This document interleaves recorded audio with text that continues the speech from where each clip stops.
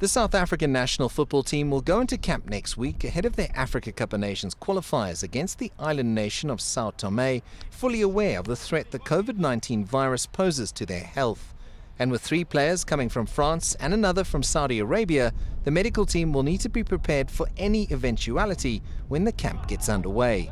We've got limited time. We have actually put in place now that if there is any symptom, be it a headache that can resolve from maybe Panados, for instance, we need to test them immediately so that we can act immediately. The Bafana team doctor maintains that the approach isn't just about prevention and that there is a mental side to the crisis that needs attention.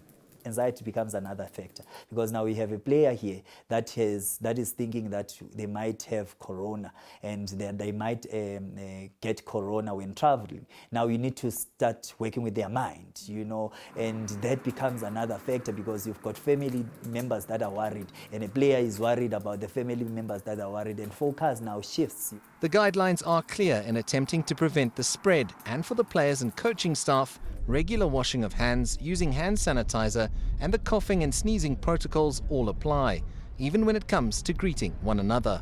You have seen now that the way of greeting has changed, Everyone would say maybe use your elbow, use your feet, or maybe make a fist rather than shaking hands, because that actually minimizes risk. Of course, I completely agree with that. But over and above everything, the key message here is hygiene.